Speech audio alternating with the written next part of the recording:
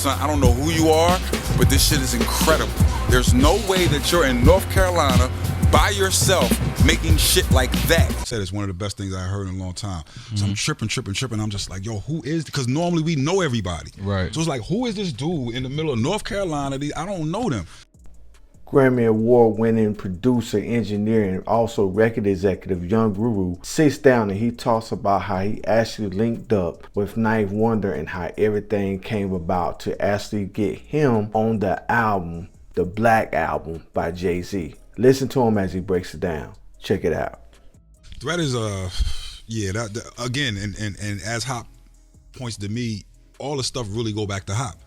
So people over the years have always said about, because me and Ninth have become such best friends, we have a company together, like that's my guy. Like that's one of my last people that I've met that's really my dude.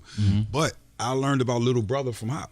Okay. So it was like he always got his ear to the street and always listening, and I think he But I wouldn't call that my ear to the streets in that particular incident. What you think? It's the ear to the internet? To the chat rooms? Nope. To OK Player? Nope.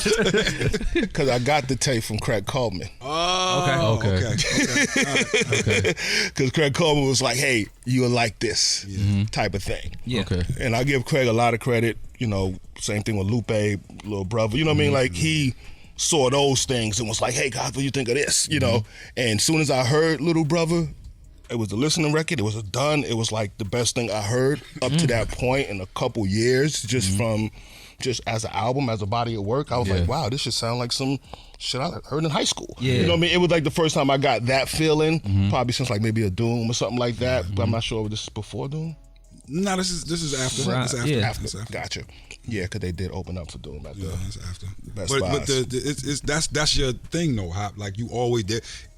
Somebody wouldn't have brought it to you if you don't attract that type of thing. Yeah, they didn't think that you appreciate that. You know what I'm saying? Yeah. Back to y'all chemistry and y'all working out.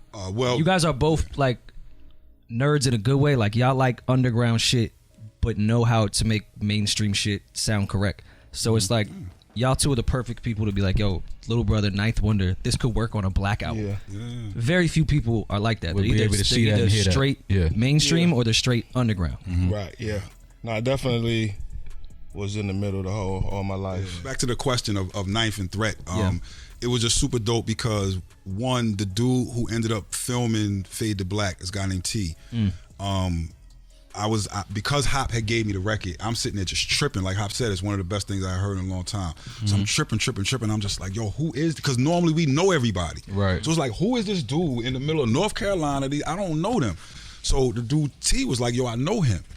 So I'm like, yo, put him on, like, call him, put him on the phone. I was like, bro, I don't know who you are. I just fell in love with the album. Like, this is me and Ninth just started kicking and chatting. I'm quoting lyrics, and I was just like, yo, if you ever come to New York, like, please come. You know what I'm saying? You gotta play beats for Jay or whatever. Then I think we like hit Quest to kind of like nudge that to Jay a little bit to be like, yo, tell him about Ninth Wonder. Like, you know what I'm saying? Yeah. So it all worked out. The day that Jay was like, yo, I'm supposed to be meeting this dude named Ninth Wonder. I was like, yeah, he's here. You know what I mean? Boom, boom, boom. Ninth walked in like he is, humble. Yeah. B's on the couch. You know what I mean? And he just started playing beats or whatever. And Jay was just like, wow, this dude is incredible. And the most interesting thing about that session to me was him making a beat on his laptop in Fruity Loops. Yeah. On the PC. Yeah. Because to be honest with you, it wasn't really being done at that time. Yeah. So it was kind of like, you gonna make it right there? You know what I mean? We thought we had to, like, at that point, give him the whole room. Like for instance, Pharrell's session, rentals.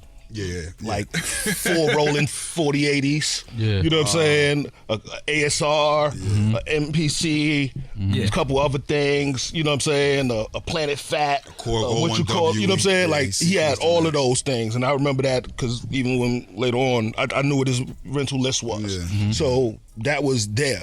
You have to remember at that time, Pharrell was half of the super producer group called the Neptunes, and they had a lot of hits way before Jay-Z. You gotta look at, they had Nori, Mace, ODB, Khalees, Beanie Man, Diddy, Jadakiss, Mystical, even the Backstreet Boys. Let's get back into it. And then Knife came in with a PC. Yeah. You know what I'm saying? Not even a Mac. He came in with a PC, which used to be chunky. You know what I'm saying?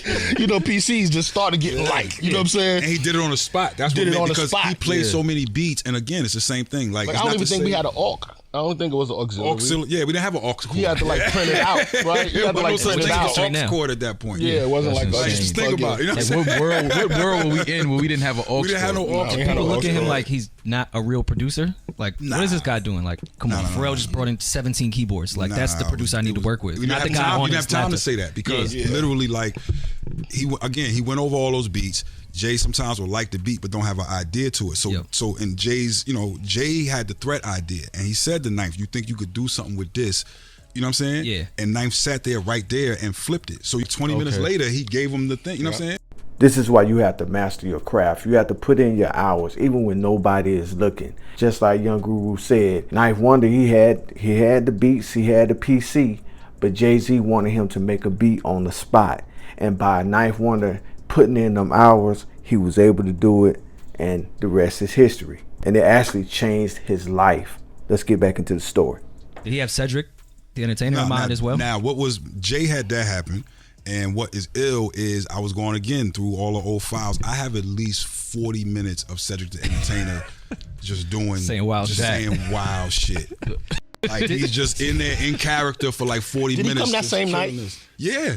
I knew that. I was thinking about that. I don't think it was on purpose. I think he had just he was in town. Yeah, he was in town or something like that. Okay. And Jay was like, I don't know if Jay seen him or spoke to him, and he's like, "Yo, I'm gonna have Seth the Entertainer come and do the thing," and he came like right then and there. Like it wasn't even like we waited. It was like I wasn't sure if we called him and he came the same day or if he came the day he was doing. I can't speak to if Jay called him, but I know he came right then. Yeah, he came right then, like the same day we did the record. Like I believe Knife was there at the same time, so it was like still within that same session. Right.